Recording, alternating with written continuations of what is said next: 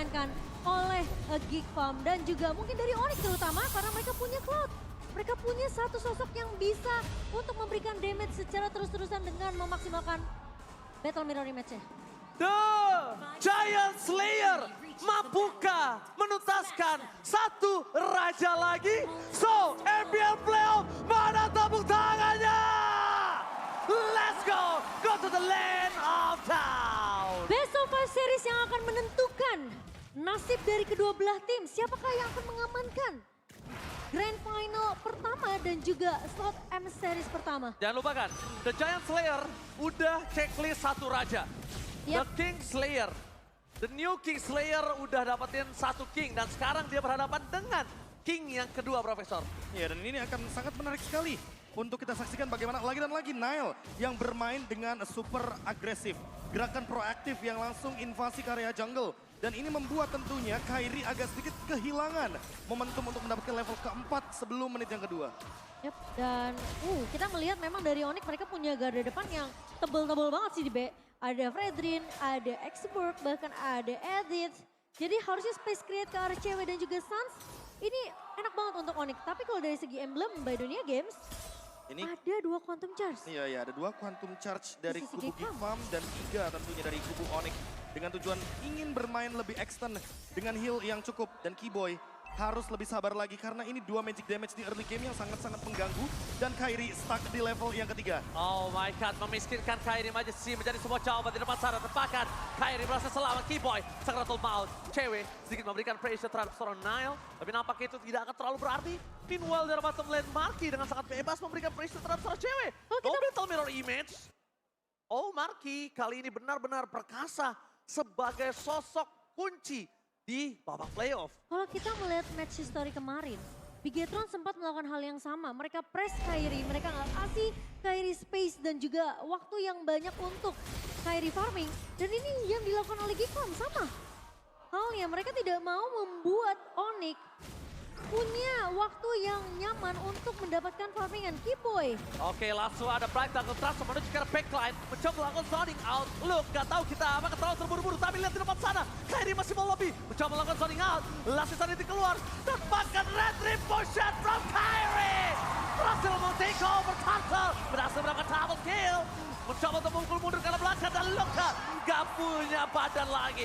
Gak ada jalan untuk pulang. Purple Pump menjadi sebuah jawaban untuk para pasukan dari Onyx. Take over Turtle from Kairi. Save the day untuk early Onyx yang sudah terpressure oleh Nile. Apakah terlalu terburu-buru untuk membuka Black Dragon Transform? Bisa jadi. Dan langsung di counter dengan adanya Last Insanity dari seorang Boots. Menurutku bukan di situ kuncinya, tapi bagaimana Geek Farm yang lagi-lagi mengadu otot dengan Onyx yang di situ tidak ada sama sekali di list dari yang harus dilakukan oleh teman-teman dari Geek Farm. Ketika kita victory ya. Iya, kita berbicara untuk gameplay tarik ulur. Iya. Jangan memaksa untuk mengadu kontes di area turtle objektif dengan Onyx. Dan hal tersebut yang harus dihindari oleh teman-teman dari Geek Farm. Oke, walaupun begitu, tapi nampaknya mereka tadinya hampir memancing tim fight dari bottom lane, Prof. Makanya Kairi itu turun ke arah bottom lane. Sekarang ketika mereka udah disengage dari Onyx, Kairi memilih untuk farming terlebih dahulu, Momo-chan. Iya, kalau kita ngelihat memang overextending fight yang dilakukan oleh Geek Farm ini bukannya jadi satu hal yang baik. Terutama mereka tahu sebenarnya Onyx mereka kuat banget secara as a CC ini Onyx benar-benar punya stun. Mereka juga punya damage dari Last Insanity dari seorang Boots, tapi Keyboy, Nile.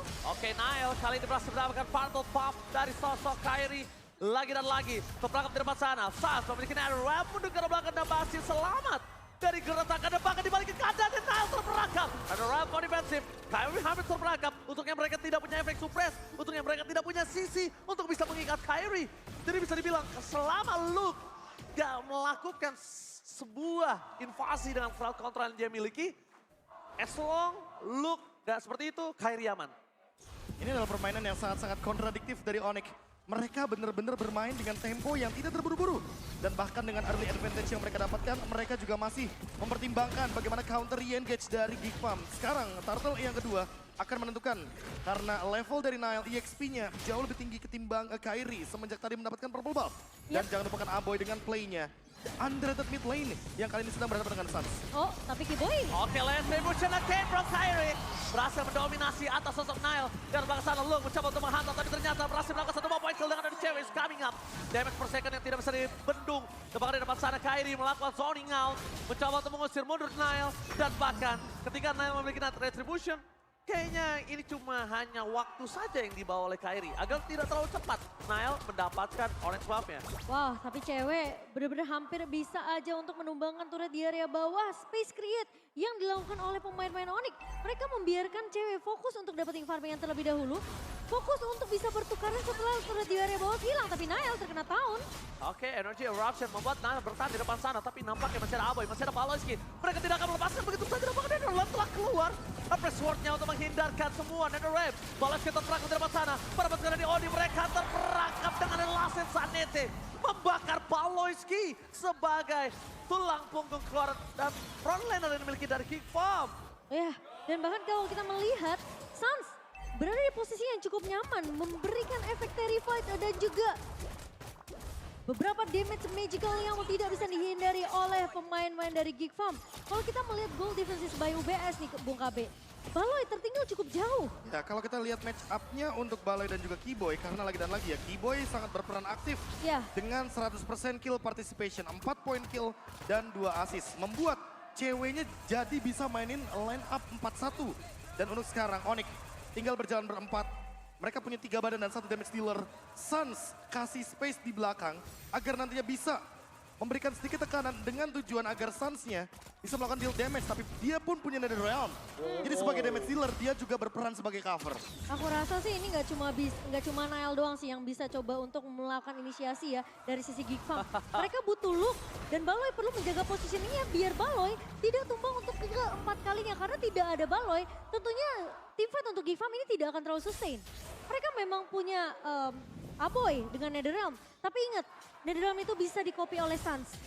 Selain copy juga Netherlands ini dari tadi kalau kalian sadar ini emang sengaja dipaksa dibuka loh. Iya. Selalu dipaksa dibuka dan memang dari Geek Farm yang kekurangan crowd control cuma ada Furious Dive doang. Sekali lagi aku ingetin cuma ada Luke yang punya power CC. Yang membuat Geek Farm kali ini nampaknya akan ditabrak asal-asalan. Karena dari sisi kanan lihat cewek dia bahkan pakai sprint, dia nggak harus pakai Purify. Kedua, dia punya Last Insanity dari Boots. Dan Suns, dia punya Netherlands seperti kata Momocan untuk di-copy. Iya. Jadi keuntungan yang dimiliki Geek Farm, dimiliki Onyx juga, plus dengan sisi yang dimiliki Onyx. Yep, ada efek Terrified, ada efek knock up juga dari seorang Keyboy dengan adanya Earth Shatter. Tapi sementara Keyboy mencoba untuk sedikit memberikan pressure di area mid, namun clear cepat akan dilakukan oleh Geek Farm sehingga invasi jungle yang biasa akan dilakukan sama Onyx di area mid ini akan sedikit tertahan. Dan jangan lupakan juga split push yang dari tadi dijalankan oleh cewek. Dia pegangin lane jauhnya. Dia bener-bener jalanin apa tugas utamanya. Dan yang paling terpenting dari Onyx, mereka belum ada yang tumbang. Sehingga hal ini membuat early snowballing effect dari Onyx tetap berjalan. Oke, Suns? lihat adanya pergerakan di depan sana, Suns akan coba untuk memancing keributan. Dia ingin memancing gimana caranya Luke ke Dipotong. Furious Drive ke arah depan sana. Cutting tidak akan dilakukan tapi hanya zoning out belaka. Mereka akan coba mengandalkan keunggulan terlebih dahulu Momochan. Mereka akan cari gimana caranya. Ini Geek Farm punya ketakutan. Di mana dia tidak bisa melakukan dive in ataupun pick over satu orang pun. Masalahnya Onyx sedang menunggu hal itu terjadi. Karena nggak bisa, mereka nggak punya hero-nya. Geek Mereka nggak bisa nge-pick off. Betul, Onyx gak perlu terlalu over extend untuk melakukan poke atau bahkan skirmish di area mid atau mungkin landing lainnya. Mereka cuma ngasih space aja, lihat cewek bener-bener free banget di area atas dia dapetin 2 turret. Di area bawah dia juga bisa nge-push juga. Kita melihat 4 turret yang dipegang sama Onyx ini akan memudahkan Onyx untuk bisa masuk invasi ke area jungle. Sehingga Geek Farm akan semakin tertahan dari segi level dan juga dari segi itemization KB. Ya, winning conditionnya benar-benar tertutup banget. Entah dengan cara apa Geek Farm akan membuat move terlebih dahulu. Entah dengan Lord mungkin pematahan setup, tapi dari tadi kita tidak melihat pematahan setup dari Onyx. Mereka selalu setup dengan sangat-sangat flawless menuju ke area Turtle dan juga Lord. Kairi dibiarkan sendirian untuk mengambil objektif play-nya dan tidak ada yang bisa menyentuh dia. Setupnya cuma perlu dipersiapkan aja sama Onyx. Mereka nggak perlu membuka terlebih dahulu karena mereka tahu Geek Farm, mereka punya Yuzong, mereka punya Black Dragon Transform yang bisa mengincar ke arah lini belakang dari Onyx. Dan ketika itu dibuka, Onyx udah mempersiapkan counter setupnya. Suns biasanya akan mulai mengcopy dengan adanya Netherrealm. Dia Nungguin nunggu. detik, Dia nungguin detik nunggu. 41, nungguin detik Dia nunggu 41. pas satu. Siap. Dia ambil Lordnya dan Dia diperlama next wave. Lordnya. Iya. Dia pengen next wave. 10-11 nanti baru muncul dan lebih tepatnya 10-13 baru akan berjalan Lordnya. Dan ini dia, keuntungan dengan adanya Lord, timing yang ditahan. Dan kedua mereka memainkan dari segi laning positioningnya. Dan yang ketiga, sekarang Geek Farm gak punya winning condition untuk nge-pick off. Atau narik siapapun itu. Dia gak pakai Ruby, dia gak pakai Kaja. Dia hanya bermain dengan front to back. Mereka mengandalkan dengan power Nile, Baxia, Baloyski dengan Rafaela. Front to back team fight yang mereka andalkan saat ini Momochan. Lord yang ditahan di menit 10-13 tadi membuat Onyx mereka mampu untuk melunturkan semua turret inner dan juga outer milik Gifam dan menyisakan turret base saja. Sekarang Onyx mereka punya pilihan. Mereka akan fokus terhadap turret base di area mid terlebih dahulu atau benar-benar menunggu Gifam kali ini melakukan sedikit kesalahan. Wow, bahkan dari Kairi sekalipun dia mencoba untuk melakukan sebuah gerakan dengan retribution dia bahkan. Tapi lihat seperti biasa mereka bermain dengan 4-1. Mendorong ke top lane terlebih dahulu. Best turret masih menjadi sebuah pilihan. Mereka juga masih terlalu kuat untuk bisa ditembus. Tapi Keyboy dia menempel ke dalam tembok. Tertarik begitu saja. Berhasil dengan onwardnya. Tapi Keyboy Bravo dan flicker. Look out, running out terjadi. Menuju ke arah cewek. Berhasil menghindari Lul. Kena bakal Lul ke versi everybody. Netherlands from Sun. Berhasil menyelamatkan hari dari para pasukan tim Onyx. Hampir saja 2 tumbang, tapi Sun saves the day for this time. Itu yang aku bilang, mereka tinggal menunggu satu buah Black Dragon Summoner tapi Aboy. Oh my god. Tanpa ada sedikit pun bantuan. DPS dari cewek berhasil memakan Aboy dengan sangat cepat, Profesor. Ya, whatever kill tadi, di mana Aboy kehilangan pasifnya saja dan untuk sekarang hidup kembali dengan cepatnya. Necklace of Durance yang dimiliki sama Aboy menjadi first item tapi masih belum menjadi solusi dari kegigihan Onyx untuk melakukan invasi jungle. Holy Crystal sudah ada di tangan dari Suns. Burst damage evac. Tanpa adanya cooldown reduction dari Ancient Talisman membuat Suns sangat kuat di lini belakang sebagai cover dan lagi-lagi damage dealer. Damage dealer yang tidak ada saat ini membuat Nile memilih untuk mundur, Profesor, dan juga Momochan. Daripada dia harus mengantarkan nyawanya dan menunggu cukup lama hingga Lord yang muncul, ada baiknya dia lepaskan orange buff tersebut. Dan lagi-lagi ya. Rico tas tribut to Cornet kali ini dikeluarkan oleh Kingdom dan juga Onyx. It's Onyx time. Atau santai bro, santai. Masih Santai, game yang bro. pertama. Sepertinya intensitas sudah mulai naik. Dan untuk sekarang lagi-lagi Onyx dengan winning condition mereka 10.000 net worth. Dan Lord akan menjadi jawabannya tentu di menit ke-12 kali ini. Lord yang sudah enhance. Sementara lagi-lagi Geek Farm dengan solid play 5-nya, mereka perlu mempertahankan high ground sampai Onyx benar-benar melakukan kesalahan. Tapi kapan kita melihat Onyx membuat kesalahan? Mungkin bukan kesalahan tapi celah. Celah Itu ketika dia melawan BTR. terbuka dengan sangat Terbuka. lebar di early game, tapi mid game, wah. Tapi Geek Farm harus korek itu. Dan itu yang perlu dicari sama Geek Farm. Jadi bisa dibilang, dari Onyx memang dia tidak menunjukkan kesalahannya. Tapi mereka punya celah. Bukan berarti dia benar-benar superior. Dan- dia punya celah dan, dan ini harus itu- dikorek sama Geek Farm. Dan itu yang masih belum ditemukan sama Geek Iya. Farm. Oke, Baloyski. Ini yang siap tukar belakang, Petrified Kevin dan cewek. Ter-take down. Tidak ada win of nature yang bisa diselamatkan. Dan bahkan Keyboy harus menuju ke arah belakang dengan ada Bravo One. Langsung ada Black Dragon transform. Turning out pun terjadi. Menuju ke arah backline. Kairi menjadi sebuah jawaban. Tapi ternyata Kairi masih mau lobby di depan sana. Retribution akan coba diadu begitu saja. Kairi! Again! Versus everybody. Dia nggak peduli apapun yang terjadi. Dan press for nothing. Turning out ada Lassen Sanete.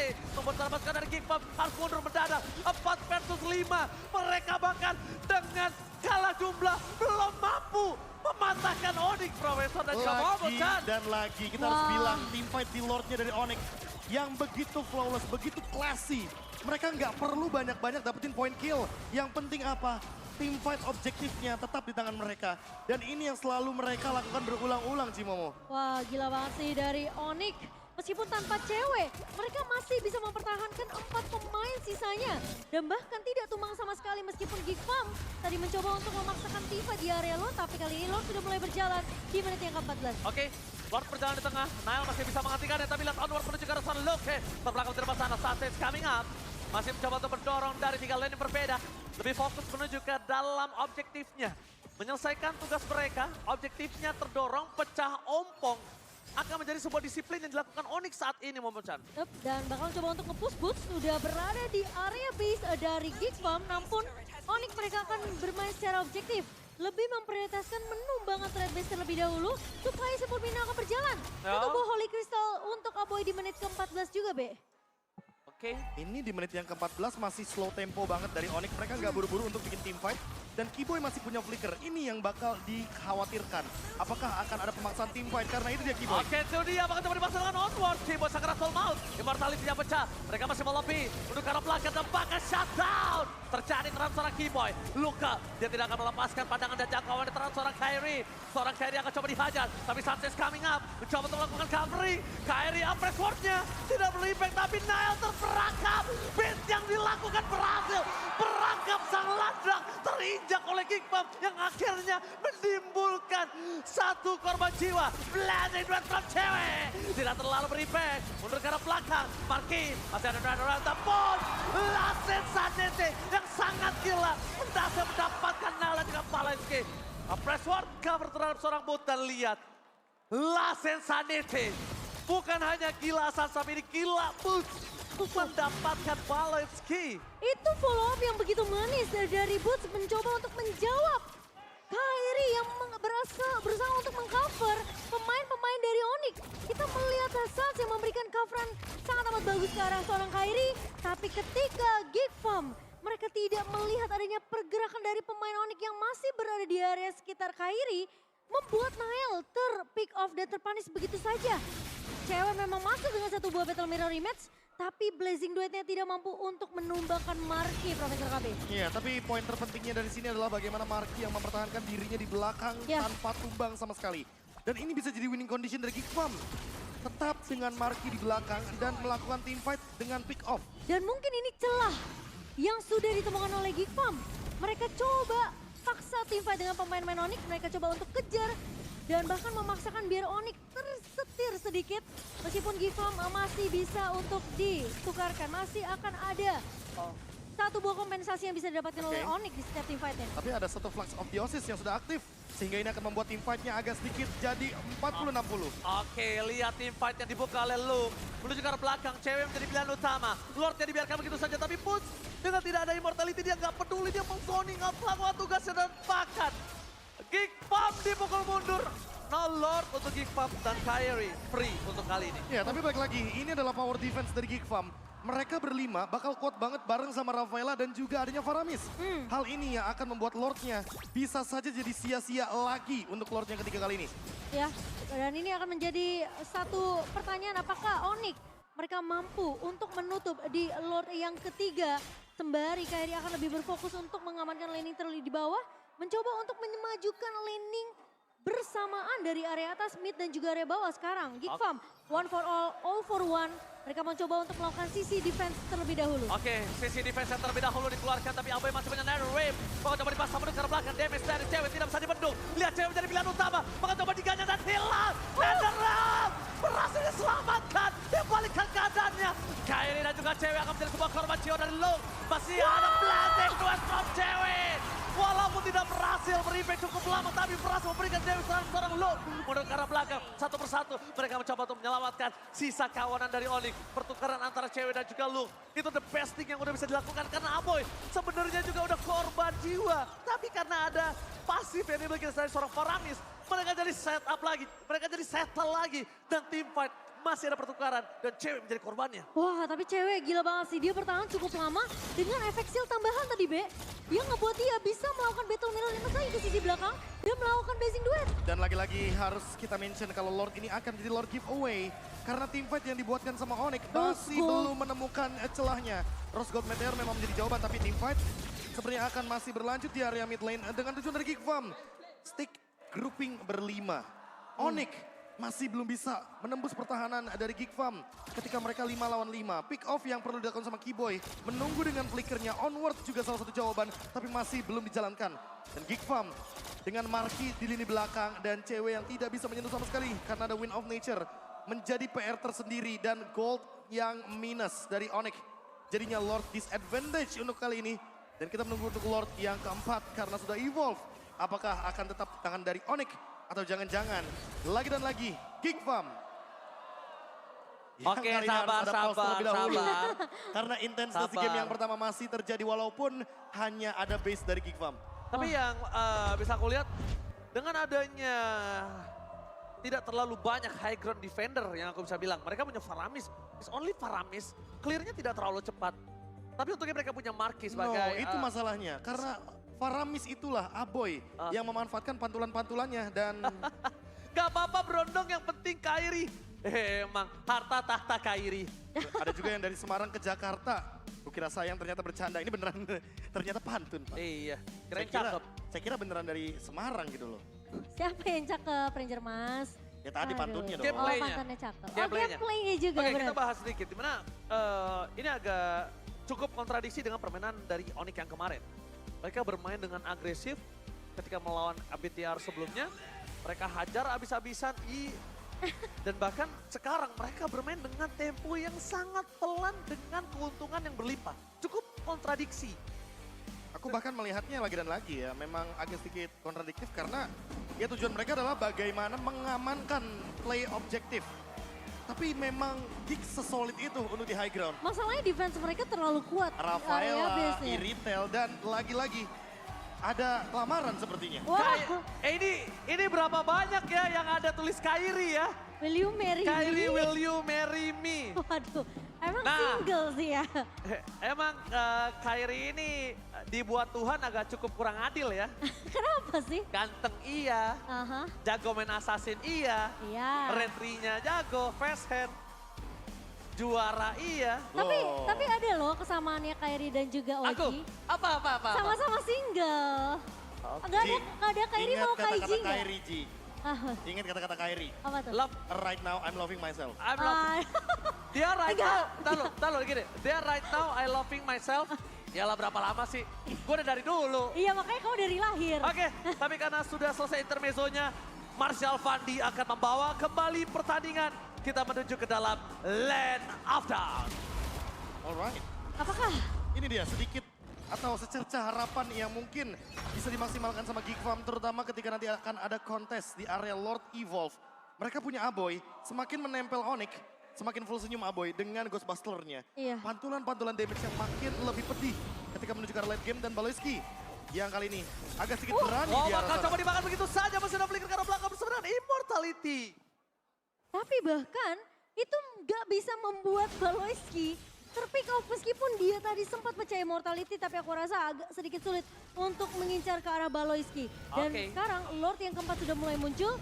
Onyx memiliki PR yang berat. Gimana cara mereka bisa menembus defense yang begitu kuat dari Geek Farm? Oke, Geek Farm mereka masih coba untuk merebut. Konsil. Tapi di balik sana ada Konsil Gaming menuju sosok Karanael. Fokus team fight terjadi.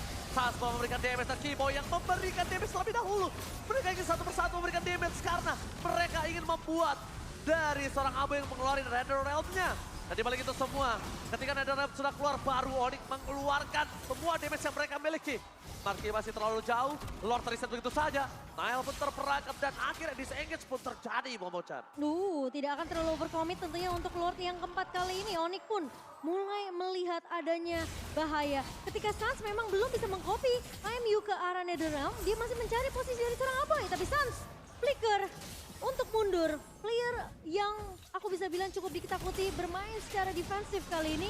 Dan tidak akan terlalu mengambil resiko karena kalau sampai Onyx kehilangan Sans, tentunya ini akan menjadi kerugian dan Geek Farm. Mereka tentunya akan bisa memaksakan team fight 5 versus 4. Ini mata benar-benar mencari Aboy. Di mana Aboy Itu, berada. itu, Sans Be. tidak menemukan hal tersebut. Gameplay dari Aboy paham betul. Tidak mau memberikan Nether Realm kepada Onyx dan kali ini Sans yang gak punya flicker bakal di-engage. Karena mereka tahu saat tidak memiliki flicker, lihat Oli terhadap Sans. Maka coba dipaksa begitu saja. Winter Transit Save the Deka. Nampaknya masih ada Immortality. Lord terbuka dengan sangat bebas. Dan bahkan mereka kehilangan Sans. Di balik sana adu yang bisa akan coba terjadi. Cewek. Kairi versus Nail. Ini menentukan sekali siapa yang berhasil mendapatkan dan Cewek. Cewek. On top nowhere. Take that game one.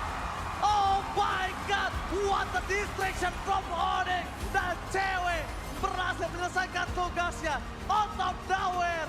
Cewek take the game. Wow. Ketika semua terlalu berfokus dengan Sans yang tidak punya flicker, yang tidak bisa mencari